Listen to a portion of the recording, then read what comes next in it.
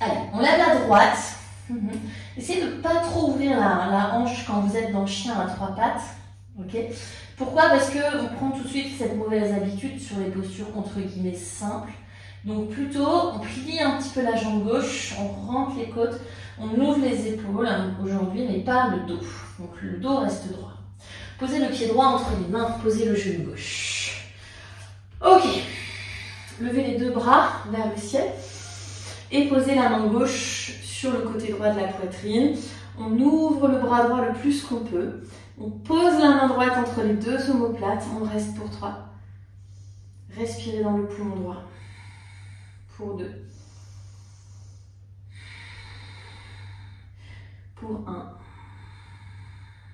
Tendez le bras droit. 3 cercles dans un sens. 3, 2, 1. 3 cercles dans l'autre sens. 3, 2, 1. Étire encore plus le bras droit. Essaye de voir si tu peux aller plus loin. Et ouvrez à droite, twist, on peut monter là sur le pied gauche, la jambe gauche est tendue, le côté gauche du bassin se dirige vers l'avant de la salle. Le bras droit, c'est très grand, ouvert, je pense à ouvrir le bras droit. Yes, levez le bras gauche, inversez le twist et posez le pied gauche, guerrier numéro 2. Ok, prends le temps. Bien. Petit quart de tour à gauche. Les bras passent par le bas, puis par le haut. Un peu comme si je voulais enlever mon t-shirt. Et j'ouvre pour faire ma goddess. En même temps de tout ça, j'ai changé mes pieds. Yes, on peut le refaire si on n'est pas sûr. Pieds, le t-shirt qui s'enlève. Je crois que les mecs, ils n'enlèvent pas les t-shirts comme nous. Eux, ils font comme ça. Ouais, mais nous, on fait comme ça. Yes. De là, pareil, les bras repassent par le bas, plutôt, rotation externe des épaules dès le départ, le bras droit en dessous du bras gauche. Donc déjà, prends l'habitude de croiser au niveau du bras et pas de l'avant-bras, mais vraiment du bras. On entortille les mains, Kalyasana.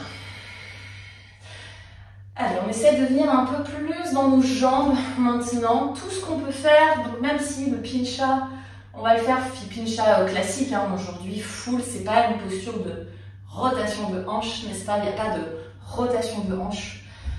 Il n'y a pas d'abduction, mais tout ce qu'on va faire pour libérer les hanches, pour engager nos quadriceps, bien sûr que ça va nous aider. Donc tout ce qu'on fait, ça a toujours un effet positif. Guerrier numéro 2, on revient. Inspirez, guerrier inversé, tirez tout le flanc droit. On sent qu'on a vraiment gagné dans les épaules. Reposez les deux mains sur le sol.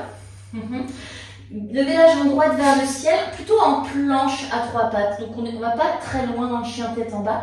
On est plutôt comme presque une planche, un peu entre les deux.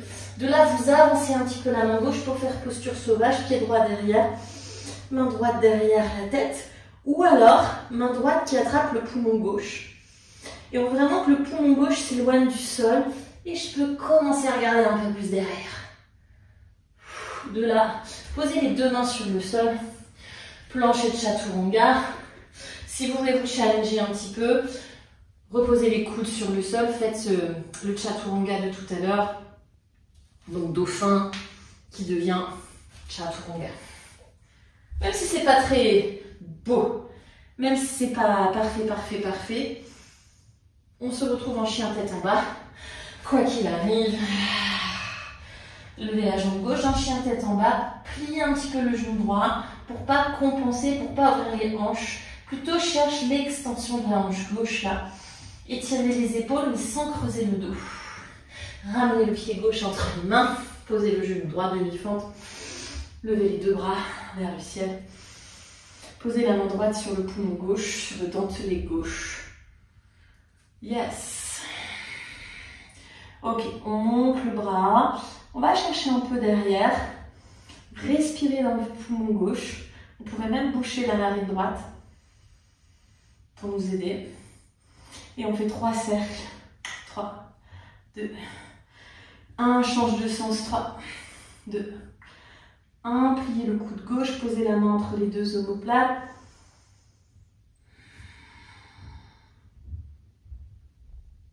Retendez le bras gauche. Ouvrez sur le côté gauche, torsion, montez sur le genou, montez sur le pied droit, pardon, décollé. Le genou droit, et cherche vraiment à étirer ce bras gauche là. Vraiment cette grande flèche de bras.